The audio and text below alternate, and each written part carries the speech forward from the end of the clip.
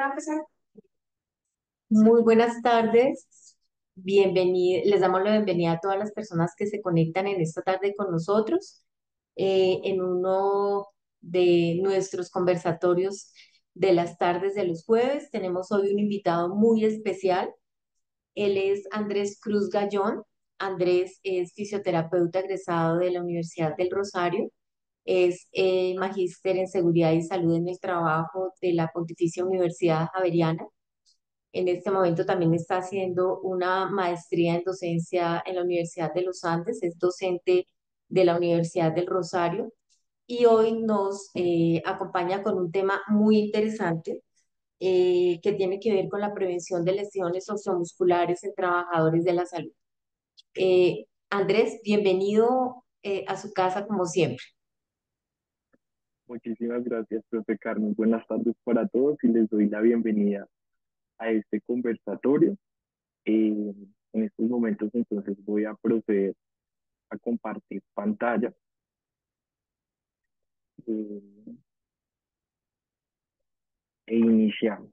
Entonces, primero, agradecer por esta invitación a cada uno de los participantes que en este momento se encuentran conectados. Bienvenidos a la Pontificia Universidad Javeriana, a la Facultad de Enfermería y en especial a nuestro programa en la Maestría en Seguridad y Salud en el Trabajo, de la cual pues soy egresado.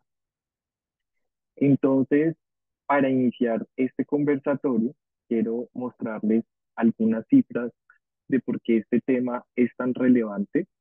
La Organización Mundial de la Salud hacia el año 2021 publicó un documento de trastornos musculoesqueléticos y nos dio unas cifras de cómo estaba esta temática a nivel mundial, lo cual nos arrojó que hacia el año 2021 había alrededor de 1.710 millones de personas con algún tipo de trastorno musculoesquelético.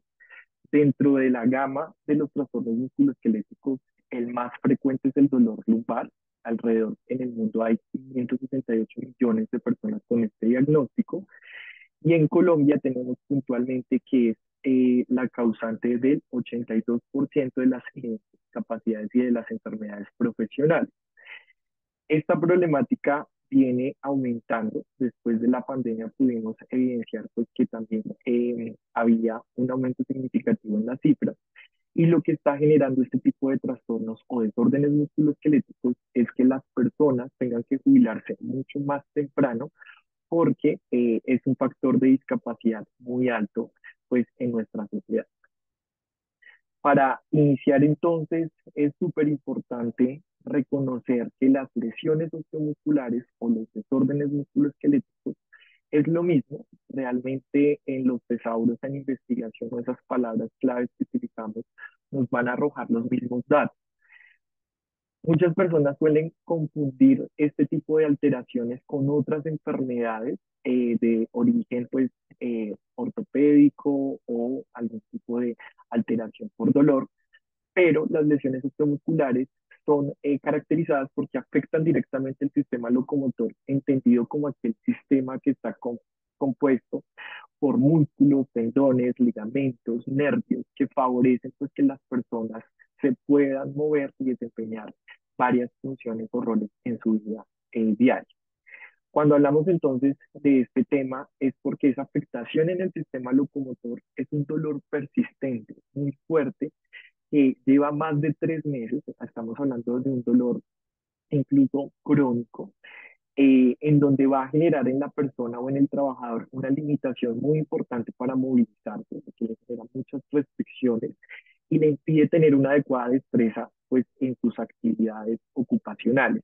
Ya no lo puede hacer con la misma precisión, con la misma frecuencia, con la misma intensidad y pues esto repercute fuertemente a nivel de su funcionamiento. Cuando nosotros hablamos entonces de las lesiones osteomusculares, podemos encontrar que hay muchos segmentos de los cuales puede verse encontrado, pero la literatura científica nos está arrojando que específicamente en los profesionales de la salud, las lesiones que son más prevalentes son las de miembro superior. No obstante, pues también le siguen las de columna, tanto a nivel cervical como a nivel lumbar, lo que denominamos dolor en el cuello o en la espalda baja, respectivamente. También tenemos algunos componentes de dolor articular, como es el caso en las rodillas, en aquellos trabajadores pues, que tienen que hacer manipulación de cargas, como es el caso de los profesionales en enfermería o los fisioterapeutas. Hay otros compromisos también que pueden darse en las articulares del hombro, donde encontramos pues el síndrome de manguito rotador, la bursitis, hombro congelado, son esas afectaciones pues que podemos identificar principalmente. Aquí hay otro tema y es que miembro superior, como les decía hace unos segundos, es el segmento corporal más comprometido.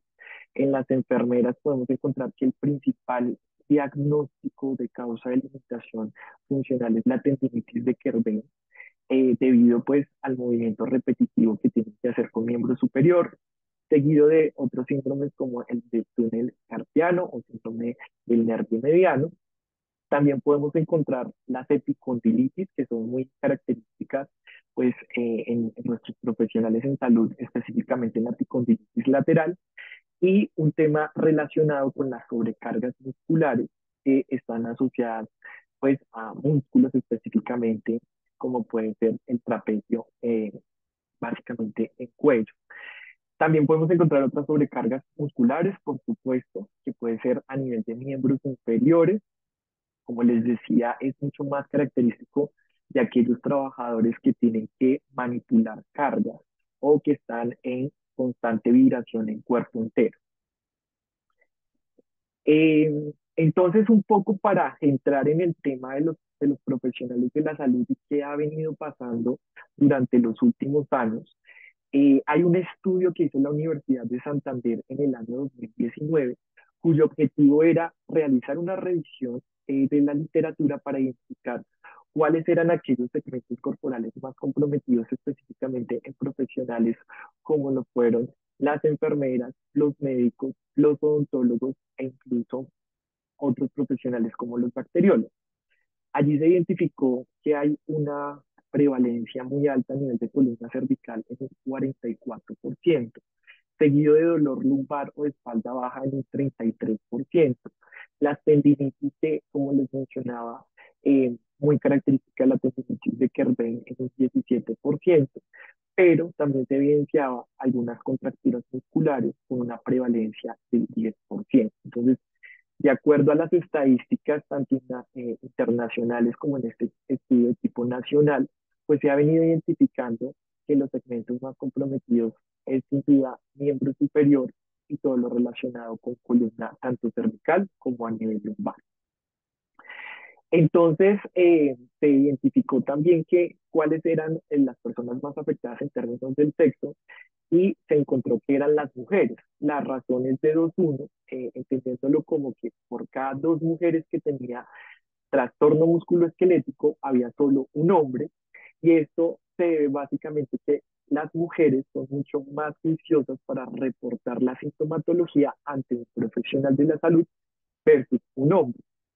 Pero también se podía tipificar un poco que las mujeres tienen mayor estrés laboral en su ocupación, pero no obstante, ellas tienen que llegar un poco a nivel cultural en nuestro país, en Latinoamérica, llegar a la casa, seguir con otras funciones domésticas, como es el cuidado de los hijos o otros quehaceres de la casa, que hace que pues tengan mayor sobrecarga, mayores factores de riesgo para tener pues un desorden musculoesquelético específicamente. La edad más prevalente en estos casos es desde los 41 hasta los 50 años, pero pues vamos a encontrar que todavía hay personas muy jóvenes que van a empezar a presentar sobre todo sobrecarga muscular asociada al estrés y las tendinitis de Kerben o el síndrome de Kerben. Es una patología que va a seguir aumentado, dado al uso de los dispositivos como son los celulares, que implica pues un movimiento repetitivo y brusco a nivel del pulgar en contacto con el celular. Entonces, en este estudio que les menciono, se quería identificar cuáles eran esos segmentos corporales más afectados por profesión.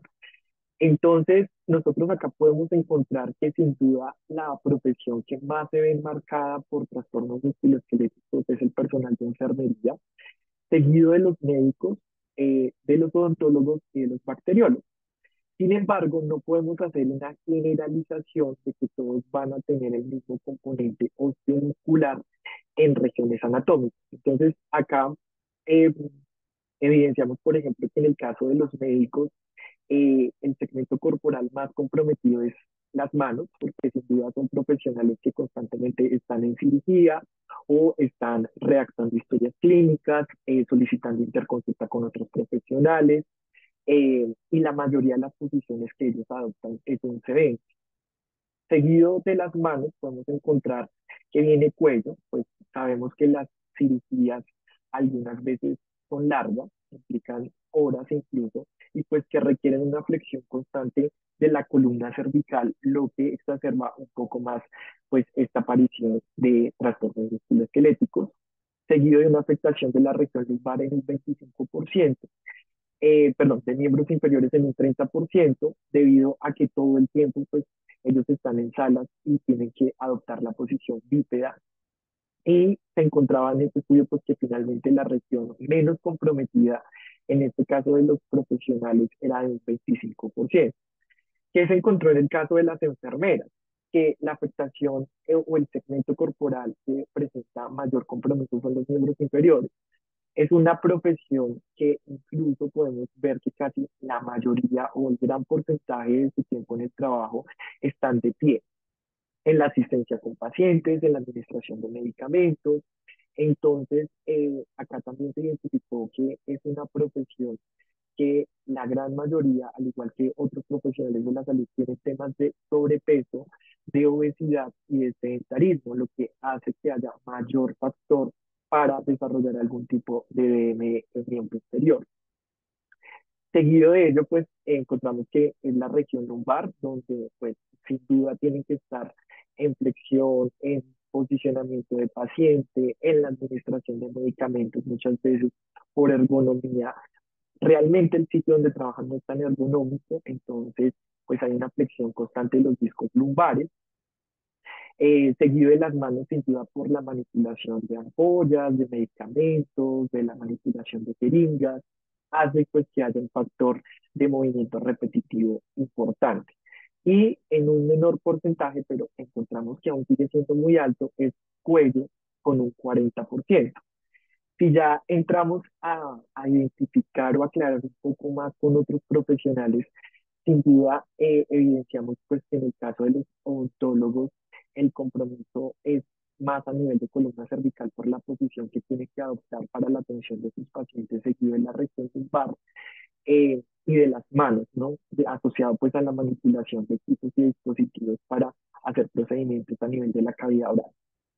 Y en menor porcentaje, pues encontramos los miembros inferiores con un 5%. Duda, pues están en menor proporción pues a los equipos interprofesionales, hay un menor número de profesionales, pero encontramos pues que los segmentos corporales más afectados en región lumbar, muchas veces ellos tienen que estar en cuclillas para tomar muestras o de sangre específicamente o otro tipo de procedimientos, pues que no favorece que tengan una buena biomecánica al momento de tomar estos exámenes con los pacientes. Eh, Luego identificamos cuello, sin duda columna cervical en un 10%, al igual que miembros superiores mano, y con un menor porcentaje a nivel de miembros superior. Acá llama algo la atención muy importante y es que percibimos que como somos profesionales de la salud, sabemos de todos los tratamientos quizás que podemos implementar para nuestro cuidado. Entonces, se identificó en este estudio, por ejemplo, que el 78% de los profesionales prefiere automedicarse con AINE antes que consultar con un médico y recibir un tratamiento adecuado. Entonces, vemos que es un comportamiento muy característico de nosotros, me incluyo, sabemos quizás para qué son los medicamentos, cuáles son sus efectos adversos, pero no estamos teniendo realmente un comportamiento de autocuidado para recibir un tratamiento acorde pues a la sintomatología que nosotros estamos manifestando. Sin duda la medicación o el uso de los antiinflamatorios sirve, pero no atacan con el problema principal de por qué se está desarrollando básicamente pues ese trastorno musculoesquelético. Entonces, acá un primer llamado, y es que la literatura nos está reportando pues que los profesionales de la salud no somos tan juiciosos al momento de consultar con otros profesionales para recibir apoyo. En Colombia, específicamente, se hizo un estudio de desórdenes musculoesqueléticos en donde se coloca algunos datos importantes, y es que el 36% de los profesionales en salud tienen síndrome del túnel del carpo, seguido de otros síndromes como es el manguito rotador, entendido como aquel síndrome que nos dificulta un poco la movilidad del hombro en términos de flexionar, de extender, de tener fuerza, precisión. Entonces es un dolor bastante fuerte que va a limitar funcionalmente pues al trabajador con su segmento o miembro superior dominante.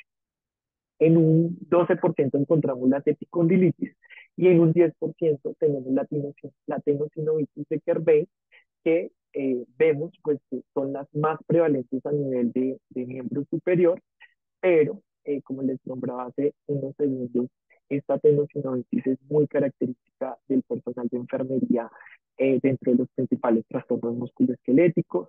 En el caso de algunos o otros profesionales encontramos la epicondilitis asociada a movimientos repetitivos. En este estudio se encontró pues que hubo 908 incapacidades por este tipo de alteraciones o de lesiones osteomusculares que conllevan a que las empresas, por ejemplo, tengan 13.126 días de incapacidad acumulada. Y acá lo hemos podido identificar que cuando un trabajador tiene una incapacidad, muchas veces sus compañeros o su red de equipo que está dentro del sistema tiene que suplir un poco o ayudar pues con esas actividades que tenía a cargo el otro profesional, lo que hace pues que se aumente aún más la carga, no solo osteomuscular, sino mental del equipo de salud, en nuestro caso colombiano. Las lesiones osteomusculares por profesión, entonces, sin duda, los profesionales que más tienen compromiso de este tipo de trastornos son los enfermeros y enfermeras, seguido de los médicos. En tercer lugar, tenemos a los fisioterapeutas y tenemos otros profesionales que ocupan el cuarto lugar, como son los bacteriólogos y los odontólogos. Sin duda considero que puede haber otro tipo de profesionales que pueda estar experimentando pues estos trastornos musculares. No obstante, pues la evidencia científica lo que nos está mostrando pues con los estudios es que son estos profesionales pues los que más están presentando o reportando sintomatología osteomuscular.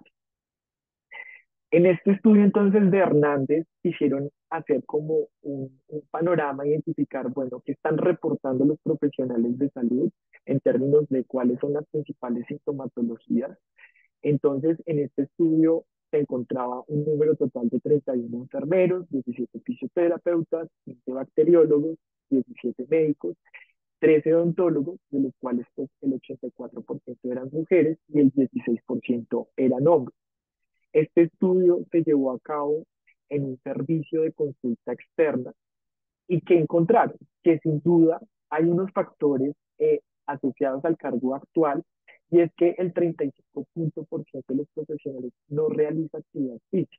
Sabemos cuáles son sus beneficios, sabemos pues, que es un excelente mediador antiinflamatorio, pero muchas veces o no tenemos el gusto o no tenemos el hábito o consideramos que no tenemos el tiempo para poder implementar este tipo de prácticas que son saludables para nosotros. Se identificó que el 45.2% de estos profesionales utiliza el celular más de 5 días, lo que digo es un factor pues bien importante para que haya una inflamación a nivel de miembros superiores asociados pues a la digitalización y al tecleado constante y pues al texteo pues que nos implica este tipo de dispositivos. El 50.5% reportó que hay ruido excesivo. Muchas veces en las unidades de cuidado intensivo pues estamos en constante sonido, ya sea el ventilador, sea entonces otro tipo biomédico que requiere, como son las bombas en la administración de medicamentos, o a veces pues el equipo profesional también eh, está como aumentando estos decibeles en este servicio, lo cual hace que muchas veces pues aumente el estrés en los trabajadores, aumente la tensión y este aumento en la sobrecarga muscular nos puede también llevar a alteraciones en el nivel del sistema locomotor. El 57% de estos profesionales requiere hacer fuerza con miembros superiores, pero específicamente con los pies para poder hacer agarre. El 51,6% hace posturas forzadas con la flexión de la muñeca, el 54,8% con codo, el 82,2% con movimientos repetitivos específicamente a nivel de muñeca, el 38,7% pues con una postura forzada en el hombro, y acá, siempre cuando llegan los equipos de seguridad y salud en el trabajo, nos dicen, vamos a hacer la pausa activa y nos dan unas recomendaciones como no trabajar por ángulos de fuera de confort. A veces se nos dificulta entender y aquí está haciendo referencia a este profesional. Básicamente, ángulo de confort lo podemos comprender como aquel rango de movimiento en un segmento corporal que no lo vamos a someter a un estrés o a una sobrecarga. Entonces, muchas veces encontramos profesionales de la salud que son de talla baja y que lastimosamente no o no tienen o no implementan algunos soportes para poder hacer una manipulación más efectiva, ya sea en la movilización de pacientes o en otros procedimientos que les impliquen. Entonces, se llega a utilizar rangos de movimiento muy excesivos que pueden llegar a lesionar algún tipo de segmento del tejido blando.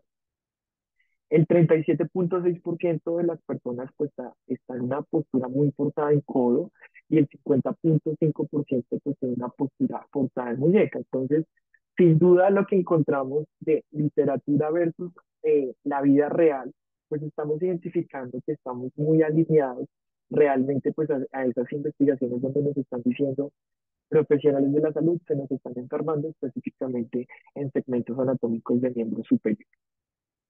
Sin duda, la organización del trabajo es un factor de riesgo muy alto, al cual muchas veces no prestamos atención, y es que este tipo de profesionales reportó que el 80,6% tiene que hacer trabajo adicional.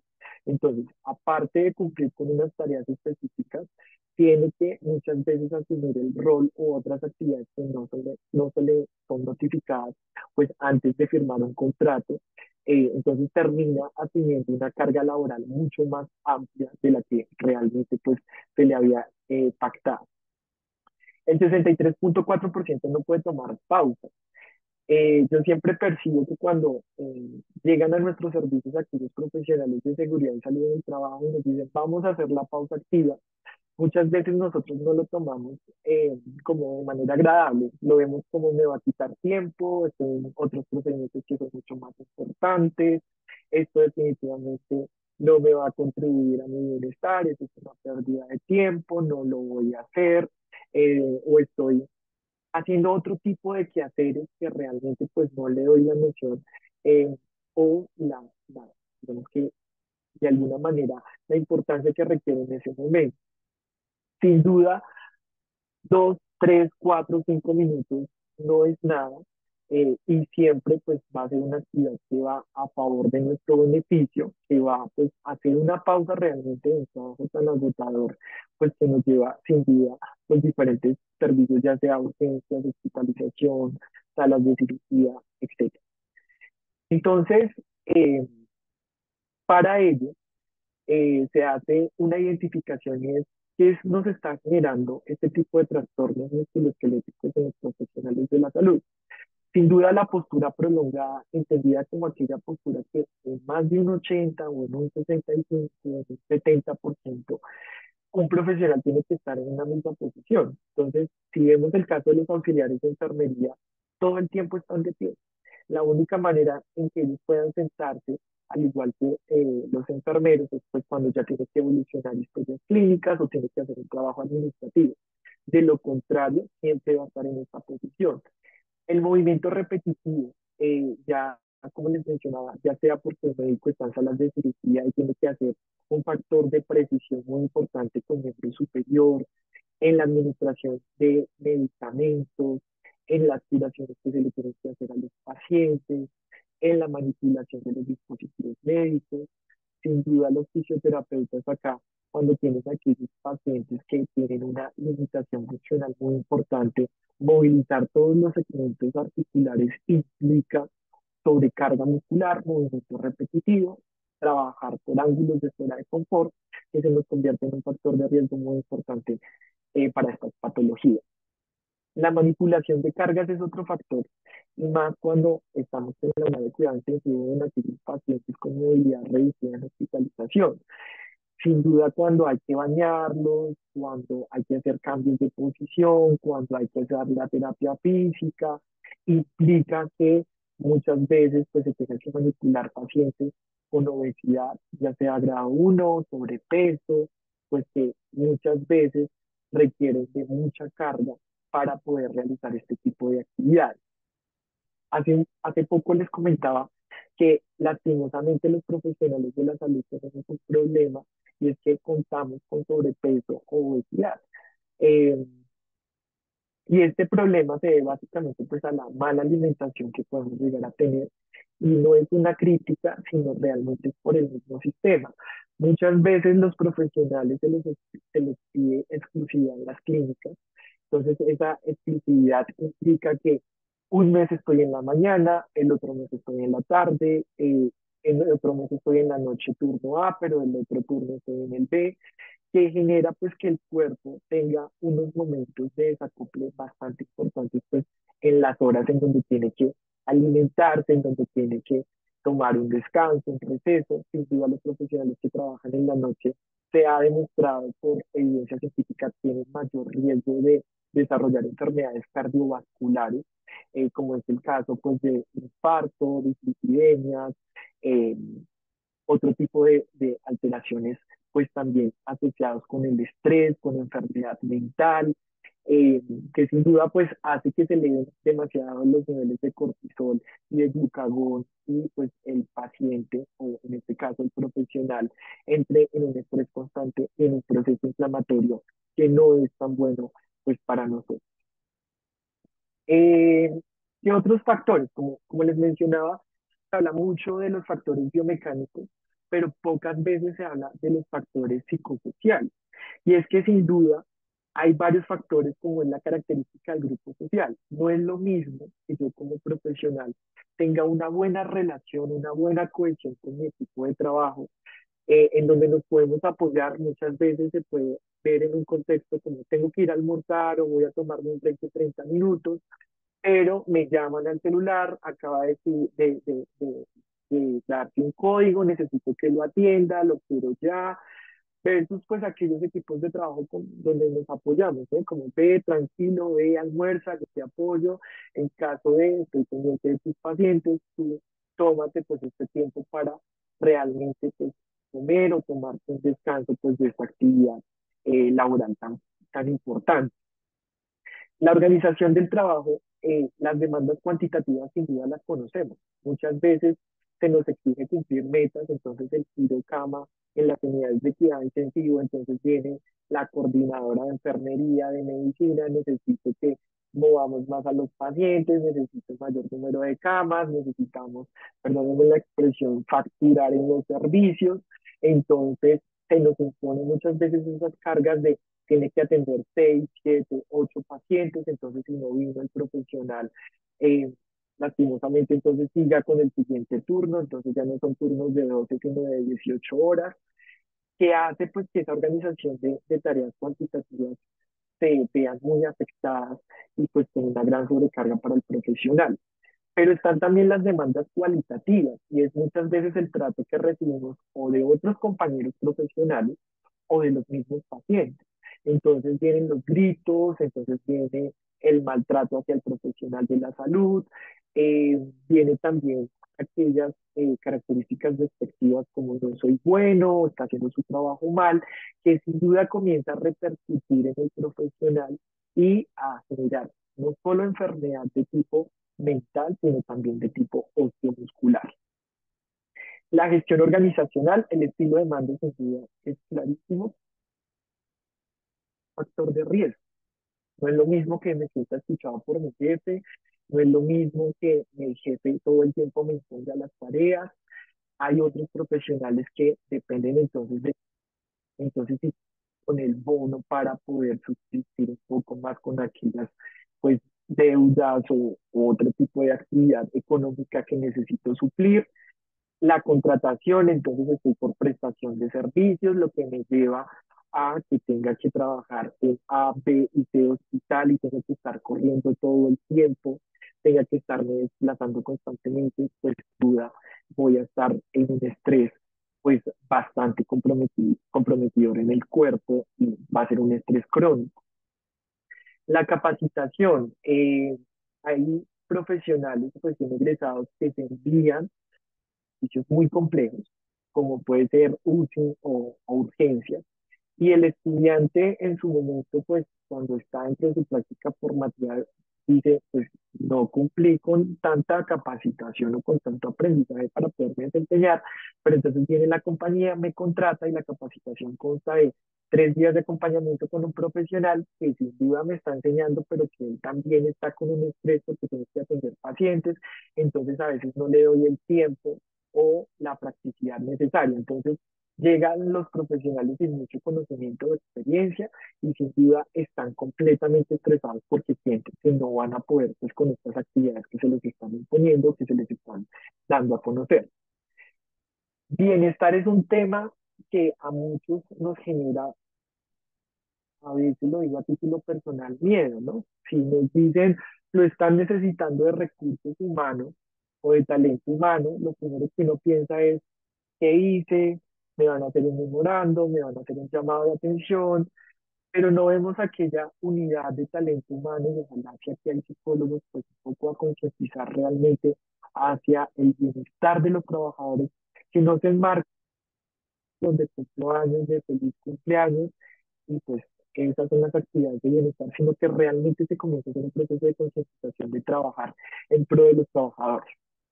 Las evaluaciones de desempeño, sin duda, pues son otro factor importante. Muchas veces hay instituciones donde si no cumple con cierto indicador, pues no se contrata o no se vuelve a generar un contrato. Entonces entra el trabajador pues a una carga emocional bastante importante. Las condiciones de la tarea tienen que ver con la carga mental en no es lo mismo que esté una enfermera en el servicio de urgencias, que muchas veces tiene que administrar 3, 4 medicamentos con una atención plena, versus de pronto si quizás estoy en un servicio donde esa carga mental, por supuesto que la necesito, que la tengo, pero que no está muchas veces sometida bajo el estrés pues, del momento que se está viviendo. El contenido de las tareas, si yo realmente estoy capacitada para poderlas llevar a cabo, las demandas emocionales, los profesionales no somos tan buenos expresando las emociones, porque muchas veces nos sentimos frágiles, vulnerables, entonces si yo reporto X o Y situación ante, por ejemplo, talento humano, eso va a implicar entonces en que ya me vean como una persona que no puede llevar a cabo sus tareas y que no me van a renovar el contrato, finalmente pues no soy bueno para verme un poco de carácter fuerte, que yo puedo con todo y que nada me queda grande, pero la verdad es que muchas veces pues sí es necesario tener pues como esos acompañamientos emocionales y más que estamos en constante como estímulo asociado a diversos como comportamientos en los pacientes que pueden llegar a afectarnos fuertemente si no tenemos pues un buen control de esta emocionalidad. Los sistemas de control. A veces me preocupa que no están en los servicios de salud y los profesionales tienen miedo de tomarse entonces la pausa activa porque es que, o un break porque puede llegar la coordinadora y si me encuentra comiendo y si me encuentra haciendo esta actividad, mejor dicho, perdónenme la expresión, me la va a multar, entonces prefiero no dar algún tipo de comportamiento que sea a que me llamen o que me hagan un llamado de atención. Entonces, esos sistemas de control a veces son demasiado fuertes con los profesionales en salud y es también el estar bajo la autoridad de otra persona. Los roles dentro de ese sistema jerárquico sin duda están y la monotonía. ¿Por qué se van los trabajadores de las empresas? Básicamente porque ellos no ven una oportunidad de crecimiento en la organización. Entonces, ¿yo qué voy a hacer en esta empresa donde no tengo la oportunidad de crecimiento, donde no voy a poder ascender, donde no voy a poder estudiar? Lo que va generando, como les mencionaba, unos comportamientos muy importantes a nivel mental, pero a nivel físico.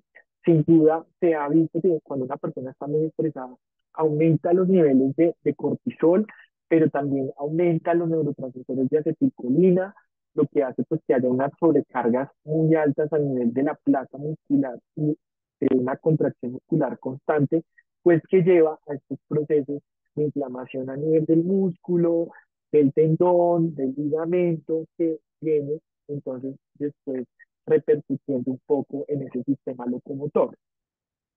La interfase persona-tarea es qué tanto yo estoy capacitado para manipular un equipo o realizar cierta tarea. Entonces me envían a hacer diálisis, pero no tengo nada de conocimiento en la manipulación del equipo. Entonces ahí la interfaz de persona-tarea se está viendo comprometida porque la persona no cuenta con los conocimientos, con las habilidades y con la autonomía para poder ejecutar ese procedimiento. Entonces aquí nos lleva a que tenga que estar preguntándole a otro profesional de la salud, a que me sienta seguro, a que aumente esa sobrecarga mental, esos pensamientos rumiantes de todo el tiempo, no soy bueno para esto, yo qué hago acá, yo mejor me voy, busco otro contrato, busco otra organización, que sin duda pues hace que esa interfase persona-tarea genere un malestar en el trabajador. Las jornadas de trabajo, como les mostraba en la investigación previa, no nos gusta hacer pausas, o algunas veces no es que no nos guste, sino que no tenemos el tiempo. Pero lastimosamente, si tenemos tiempo, y lo hago a crítica personal para contestar el WhatsApp, para mirar el Instagram, para mirar el video de TikTok, de pronto un fin de semana ir a tomar un poco, a divertirme, que no está mal, pero que también nuestro cuerpo nos pide tipo de actividades de bienestar para mí mismo. El trabajo nocturno como factor de riesgo importantísimo para enfermedad no solo cardiovascular, sino también de índole mental.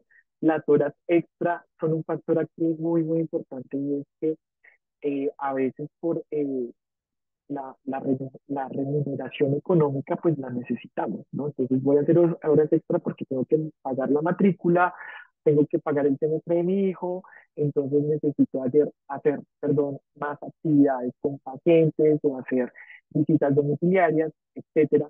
Es un poco para solventar estas actividades económicas. Y el descanso, poco o nulo. Somos profesionales que duermen 4, 5, 6 horas y ya con eso nos damos bien perdidos y creemos pues, que con eso ya es más que suficiente para ejecutar estas eh, actividades de bienestar. Entonces, acá les quería mostrar en esta imagen que me gustó mucho y es aquellos que son mamás o papás y están en un avión y el avión entra en turbulencia y hay algún tipo pues de falla. Digamos que el actuar adecuado es primero colocarle la máscara de oxígeno a mi hijo y luego yo. Pero la realidad es que si yo tengo este comportamiento, fácilmente, uno, mi cerebro pues va a dejar de recibir oxígeno, disminuye el flujo sanguíneo cerebral y finalmente me voy a desmayar o a tener un síncope que me va a impedir ayudar a mi hijo. Entonces acá ya no solo va a haber una víctima, sino dos. Entonces ya no pude ayudar a mi hijo, pero tampoco pude salvarme a mí mismo. Entonces acá la reflexión sin duda está en que para ayudar a los demás, primero tengo que estar bien conmigo mismo, para pues cumplir adecuadamente con todas mis tareas y actividades que se me están impartiendo. Entonces acá hay una imagen de Mafalda un poco a la crítica y es cuidado, hay responsables trabajando. Entonces, es una imagen que me cuestionó mucho y pues que sin duda es necesario ponerla en práctica en nosotros y en los profesionales de salud, sin duda. Entonces, para la identificación de estos desórdenes musculoesqueléticos, hay varios métodos ergonómicos que pueden ser implementados. Entonces están los métodos directos, que son aquellos donde podemos utilizar ciertos tipos de, digamos que, perdónenme la redundancia, de métodos como rosa, ocra, reba, rula, que me permite identificar qué tanta sobrecarga puede tener una persona a nivel postural o a movimiento repetitivo o que se encuentre en ángulos por fuera de confort o que el trabajador pues no tiene un buen sitio de trabajo para llevar a cabo sus funcionalidades. Están los métodos semidirectos, en donde pues, yo puedo tomar fotografías, entrevistar a mi trabajador, tomar programas informáticos como Vea para un poco reconocer cuáles son esos ángulos que están afectados a nivel articular, específicamente en ese puesto de trabajo. Y están un poco los métodos indirectos donde puedo preguntar, donde puedo indagarle al trabajador ya directamente, o puedo utilizar cuestionarios, que uno de los cuales pues les puedo exponer es el cuestionario nórdico, en donde el trabajador identifica en un dibujo cuáles son aquellos segmentos corporales que identifica comprometidos y que también en un estudio que llevamos a cabo en la Pontificia Universidad Javeriana en el programa de la maestría en seguridad, salud y trabajo, es que lastimosamente eh, son muy pocas las personas que consultan a un profesional de la salud cuando tienen sintomatología muscular. Lo dan como, esto se me va a pasar, esto no va a tener repercusiones, pero lastimosamente con los años empezamos a ver, como les mencionaba, pues estas enfermedades que son de capacidad a nivel mundial. Hay otro tipo de cuestionarios como el Nordic Heart Questionnaire, que es específicamente para sintomatología de cuello. También tenemos otra para discapacidad del miembro superior, que es la TISDAN, en donde el trabajador nos puede reportar si está presentando dificultades para abrir un bote, para tener destreza manual, para poder llevar a cabo actividades de la vida diaria. Está otras escalas como la escala numérica del dolor, hay una escala que es el ATS-36, pues, un poco en términos de calidad de vida, está la escala de estrés percibido que puede llegar a tener también pues, nuestros trabajadores en los servicios de salud. Entonces, las recomendaciones que se pueden dar un poco enmarcadas en esta temática de desórdenes musculoesqueléticos es que los sistemas de vigilancia epidemiológica sin duda deben implementar actividades de promoción y de prevención para identificar y disminuir pues, el riesgo de desarrollar este tipo de patologías.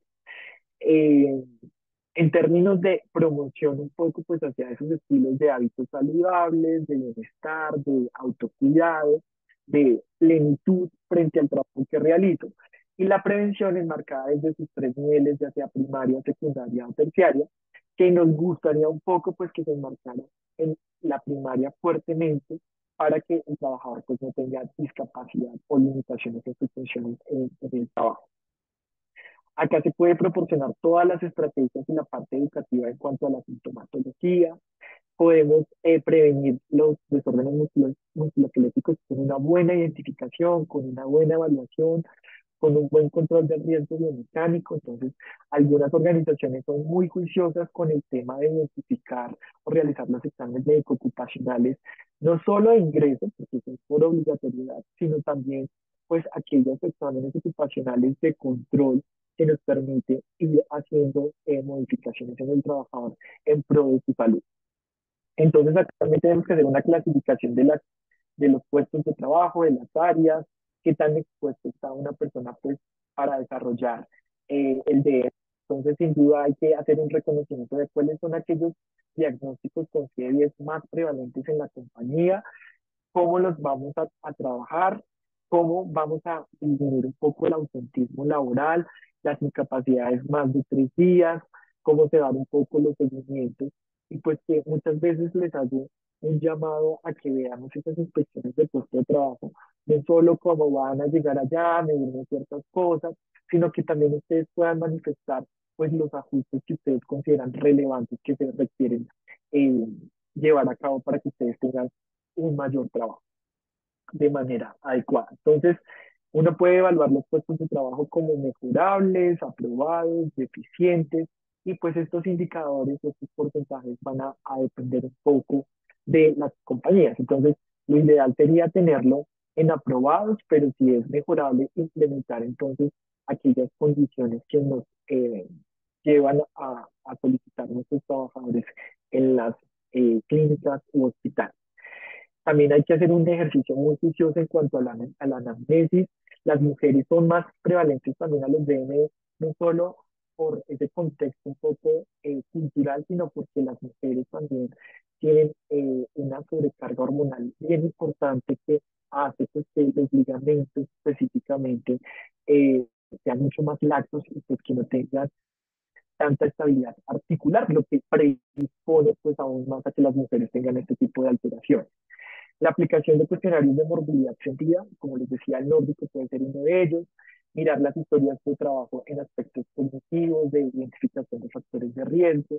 ¿Cuáles son entonces aquellos métodos ergonómicos, como puede ser la evaluación clínica y profunda que puede tener un trabajador?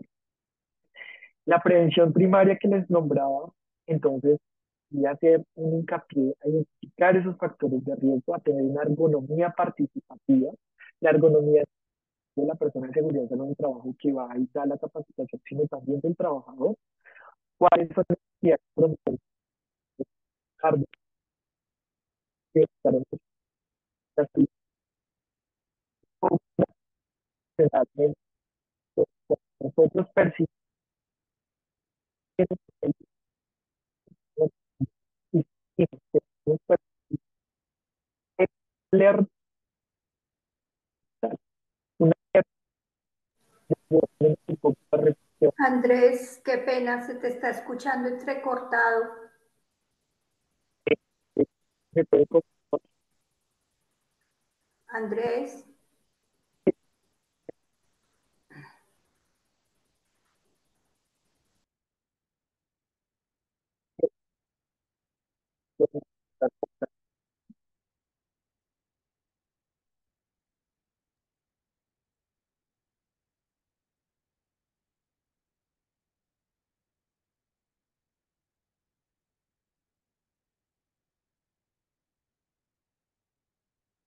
y para ya me dejó.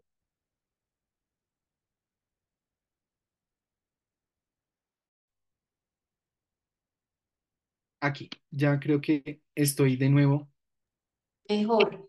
mejor.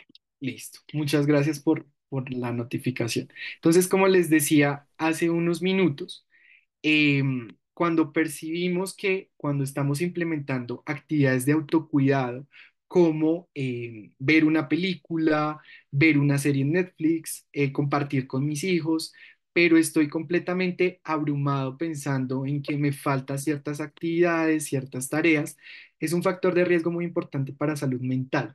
Entonces, aquí la invitación es a plantearnos que tenemos que dedicar tiempo pues a nosotros mismos, porque sin duda en las compañías somos reemplazables, pero en nuestras familias y con nuestros seres queridos no.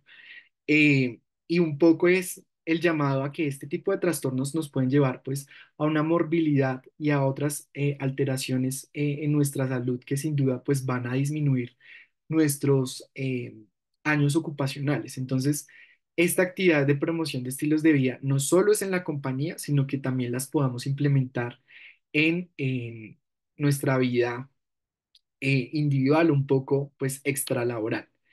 Ya en la rehabilitación un poco o en esa fase de prevención terciaria y secundaria, pues estamos ya es más dirigidos a mejorar un poco el pronóstico, a disminuir la sintomatología, a reducir el ausentismo, a permitir un regreso seguro a la organización, que hay que favorecer entonces pues la adaptación con el trabajador en la organización. Entonces, sin duda, pues acá tendrán que hacerse algunos ajustes razonables y algún tipo de intervención para que no se vea alterada su ocupación.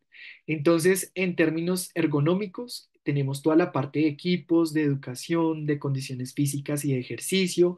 Entonces, lo que nos dice la literatura es implemente más de dos factores. Esto quiero decir, o implemente equipos y educación, o condiciones físicas y ejercicio y educación, pero que haya más de dos factores para que pues el programa de intervención sea mucho más efectiva, pero que sin duda pues debe ser ideal que se tenga en cuenta pues todas las aristas. Hay otros estudios donde nos dicen, mire, las intervenciones deben ser multifactoriales, son mucho más efectivas, entonces no son solo dos, sino más de tres, porque nos pueden decir no solo en la educación, los equipos o la actividad física, sino que puede hacer otro tipo de actividades como entrenamiento de la mecánica corporal, puede realizar también ejercicios a nivel de entrenamiento cardiovascular. Acá algo muy importante que tenemos que saber y es a medida que yo pierdo fuerza de los segmentos inferiores, específicamente el músculo cuádriceps, que nos permite la extensión de rodilla, hay mayor riesgo de desarrollar enfermedad cardíaca. Entonces, es súper importante el entrenamiento de estos grupos musculares, del entrenamiento cardiovascular, pues para que yo tenga menos riesgo de desarrollar enfermedad.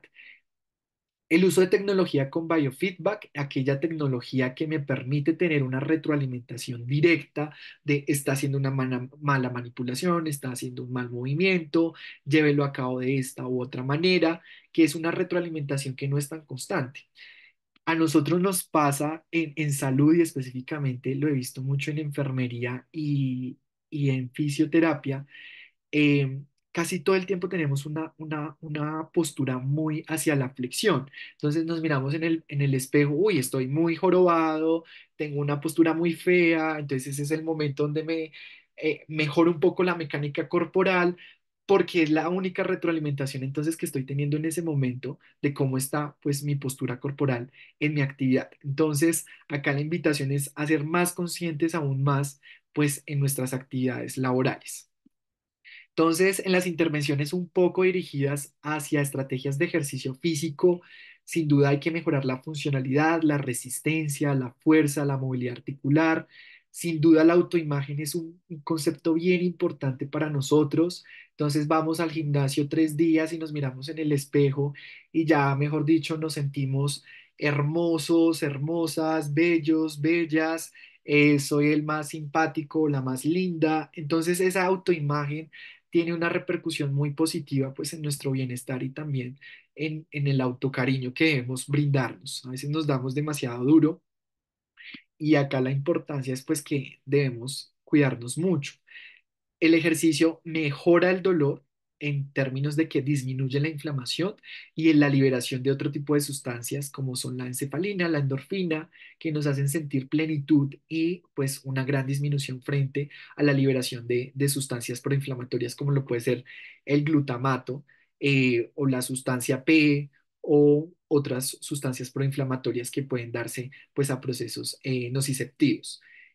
Disminuye la depresión, eso está comprobado, corrige pues también la mala postura corporal, aumenta la densidad ósea, la autoestima, mantiene la autonomía. Ahorita sin duda somos jóvenes y nos podemos mover por sí solos, pero entonces, ¿qué va a pasar con nosotros cuando tengamos 70, 74, 80? ¿Cómo me proyecto mi vejez? Realmente pues si quiero ser autónomo y independiente o realmente pues qué tipo de vejez es la que yo deseo.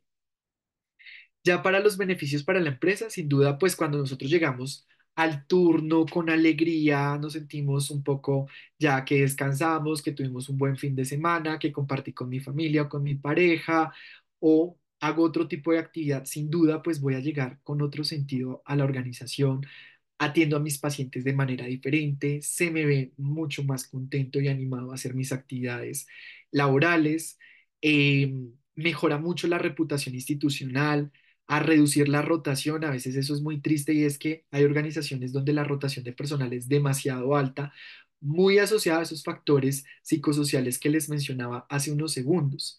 El absentismo sin duda también lo mejora, los costos de atención médica, que a veces son bastante altos en los hospitales. Entonces, otra de las prevenciones que podemos hacer, hay un marco ergonómico que es de McDonald y Ockman, en donde nos dice hay que tener en cuenta 5 dimensiones, los factores individuales, y es generar cambios de comportamiento en los trabajadores, hay que capacitarlos, hay que hacerles educación, hay que concientizarlos sobre la importancia del ejercicio. En la dimensión de las tareas específicas y de los equipos, hay que hacer ajustes en las estaciones de trabajo, hay que organizar en la parte organizacional hay que mirar las jornadas laborales, hay que hacer análisis de puestos de trabajo, hay que tener una gestión integral del riesgo. En el ambiente de trabajo, pues que haya no solo intervenciones físicas, sino también psicosociales asociados pues al tema mental. Y lo ideal es que estas dimensiones también tengan un componente multifactorial donde se pueda hacer una combinación del factor individual con la tarea específica, pero también con la organización del trabajo y con el ambiente de trabajo. No que la responsabilidad plena es del factor individual, porque sin duda hay otros factores que están contribuyendo y un punto importante es que los trastornos musculoesqueléticos son multifactoriales, no son de una única causa. Entonces, ya para finalizar esta presentación, les quiero mostrar este artículo de intervenciones para prevenir todo lo relacionado a lesiones musculoesqueléticas en profesionales de la salud. Y ellos observaron que cuando se hacía terapia cognitivo-conductual, quiere decir que usted tenga la oportunidad de hablar con un psicólogo, de manifestarle sus problemáticas o de pronto pues aquellas situaciones que limitan su funcionalidad y un buen desempeño en el trabajo, pues lastimosamente relacionado con DM en este estudio no hubo un resultado tan significativo. Tuvimos una P de 0,06. Entonces acá más bien esa terapia cognitivo-conductual parece es favorecer o apoyar otro tipo de variables no relacionadas tanto con el dolor y la discapacidad, pero que sin duda sí puede ayudar en otras variables, como puede ser el nivel de satisfacción, cómo me siento pleno, cómo me siento identificado como ser humano, en la parte emocional, etcétera. El ejercicio físico sin duda tiene una P de 0,035. Sin duda el ejercicio es el mejor factor o la mejor intervención para prevenir desórdenes musculoesqueléticos. Hay otros ejercicios como pueden ser pilates que mostraron aún más una mejoría significativa con una P de 0,029. Entonces, este tipo de ejercicios de entrenamiento contribuyen muchísimo pues a la disminución de estas patologías osteomusculares. Las intervenciones en las tareas específicas y en los equipos también tienen una muy buena, eh, digamos que un buen resultado estadísticamente significativo. Utilizar portátiles de cuerpo completo para disminuir lesiones de M tiene una P de 0,5. El uso de sábanas deslizantes y de correas es una muy buena técnica para reducir, por ejemplo, el dolor de espalda y de hacer una mala mecánica corporal. Los zapatos con cámara de aire, entendidos como aquellos que utilizamos para trotar, para correr, sin duda funcionan siempre y cuando la persona los haya usado por más de 6 semanas. Acá la P ya no es tan significativa cuando la persona los tiene en 4 semanas o hasta ahora va a 3 semanas. No, realmente el dolor lumbar comienza a disminuir después de 6 semanas del uso de este tipo de calzado. En la organización del trabajo y del diseño, los equipos de levantamiento sin duda ayudan muchísimo. La política de manejo de seguro de pacientes tiene un índice de correlación del 95%, en donde hay que seguir entrenando a los profesionales de salud, a la manipulación de pacientes, a manejar también esos factores psicosociales. Las intervenciones multifactoriales tienen muy buena evidencia científica en hacer capacitación teórica, en realizar actividades de práctica, en hacer entrenamiento teórico combinado con ejercicio físico. Es súper chévere y además que, mírenlo, estadísticamente tiene un impacto muy bueno en los trabajadores. Entonces, ya finalmente para cerrar, dentro de las recomendaciones para prevención de ME nos dice, implemente programas de promoción, no solo espere cuando la persona tenga sintomatología, sino realmente hágalo desde antes. Entonces, acá sí hay personas que pueden ya empezar a hacer ejercicio en términos de si le gusta correr, si le gusta saltar lazos, si le gusta caminar, si le gusta practicar pilates, etcétera. Comience a implementarlo desde manera muy temprana para prevenir al máximo pues el desarrollo de estas patologías.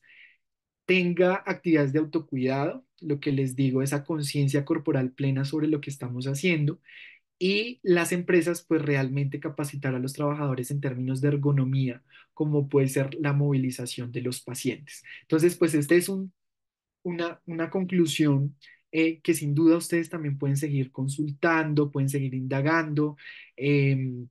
Los estudios han venido creciendo en este tema de seguridad y salud en el trabajo y pues realmente son muy pertinentes a esas estadísticas que les compartía hace unos minutos. Entonces, esa es la presentación.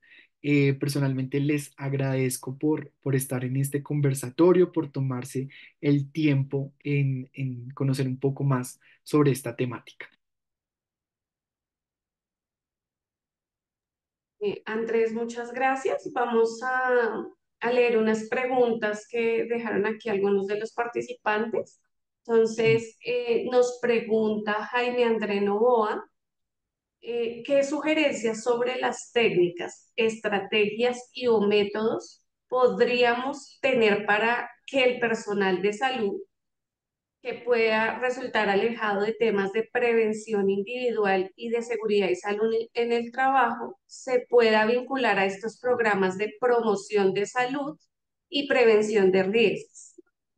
Sin duda, para Jaime, hacer ejercicio físico muchas veces nos dicen, es importante entonces el estiramiento, es importante entonces elongar un poco el músculo, la movilización articular, pero la evidencia científica nos dice, no tiene tanto peso, lo que usted debe hacer es tener mayor fuerza muscular. Entonces, entre más ganancia de masa muscular tengas, entre más ejercicio realices, entre lo que nos establece más de la OMS de los 150 minutos realmente, eso está muy dirigido personalmente pues a lo mínimo. Entonces, siempre implementar el ejercicio aeróbico, el ejercicio de fuerza, de resistencia, eh, fortalecimiento muscular en miembros inferiores es súper importante.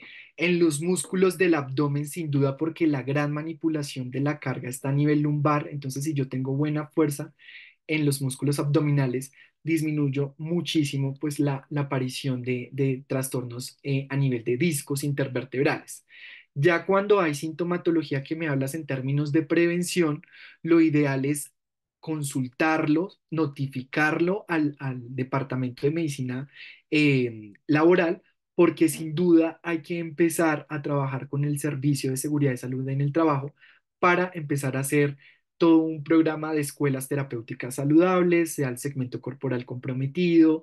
Si ya la sintomatología sin duda es muy amplia y ya consultas con tu médico general y él tiene que enviar una serie de recomendaciones, pues empezar a hacer ciertas adecuaciones en el sitio de trabajo. Entonces, mi invitación es cuando ya hay esos casos presentes que se notifique con el personal de medicina laboral para que se puedan hacer unos ajustes razonables para que pueda desenvolverse adecuadamente en su trabajo. Muchas gracias, Andrés. Tenemos otra pregunta de Diego Álvarez. ¿Qué tipo de ayudas menores son las mejores? Uy, esa pregunta, si me las puede contextualizar un poco más, ¿a qué hace referencia con menores? Y si quieres, te voy a leer la siguiente mientras Diego, Sí, a ver si nos especifica un poquito. vale. Entonces, tenemos una de Catherine Bernal. Bueno, podrían compartir más información sobre el uso y especificaciones sobre el uso de calzado enfermería. Sí. Entonces, sin duda, lo que más ha venido reportando la literatura es utilizar ese calzado de cámara de aire, que son aquellas zapatillas que se utilizan mucho, como les decía, para trotar o para correr, porque tienden a disminuir la carga de los discos intervertebrales. Y eso nos ayuda muchísimo pues a la prevención de hernias o desplazamientos del disco. Entonces, la evidencia nos dice, utilícelos, son buenos, pero para que haya una efectividad aún mayor, debe utilizarlo de manera constante por más de 6 semanas. Entonces, esa es la recomendación. Ya eso del calzado específico que algunas instituciones pues requieren que sea de cierto material o que sean blancos o etcétera, que ya tiene esas especificaciones, pues realmente la literatura ya nos está diciendo es no, utilice calzado con cámara de aire. Listo.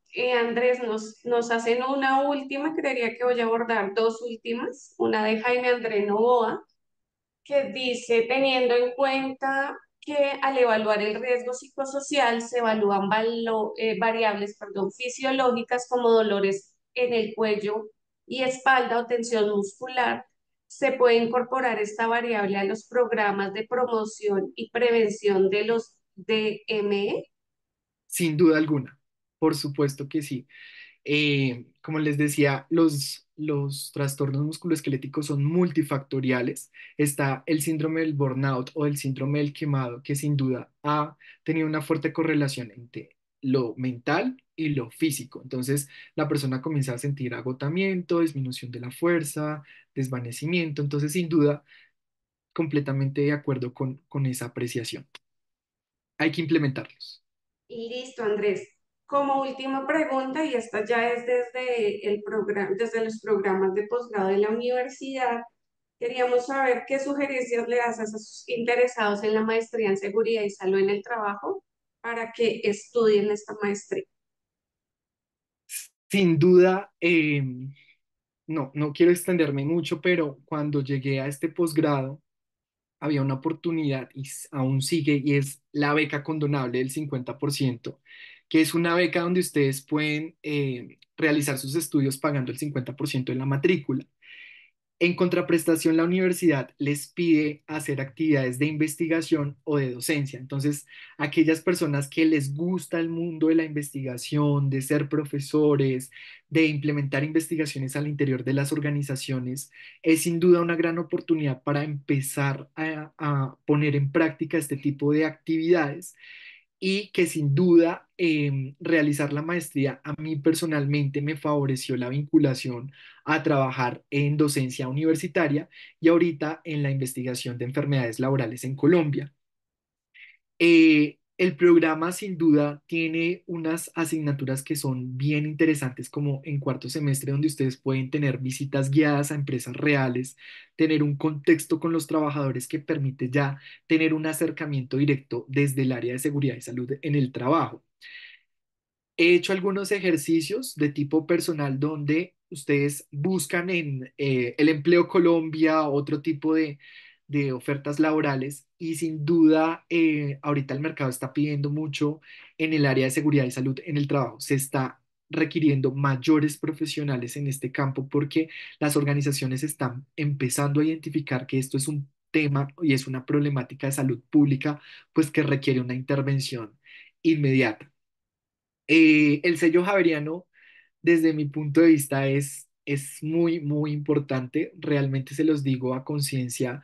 El hecho de formarse en una universidad de alta calidad como la Universidad Javeriana abre la oportunidad de tener campos laborales mucho más amplios, que sin duda, pues agradezco que mi formación realmente fue muy sólida y me ha permitido desempeñarme, perdón, de manera adecuada. Eh, entonces los invito, la Universidad Javeriana en el año 2022 se ganó un premio al Premio de Periodismo de Seguros, y esto es debido pues al ejercicio tan fuerte que se tiene a nivel académico e investigativo en la facultad y en la universidad, que sin duda pues abre las puertas a tener un mejor o seguir mejorando en nuestro campo laboral. Esa sería mi respuesta. Listo, Andrés, muchas gracias. Tenemos una pregunta de María del Pilar. No sé si nos quieras ayudar con esa última pregunta.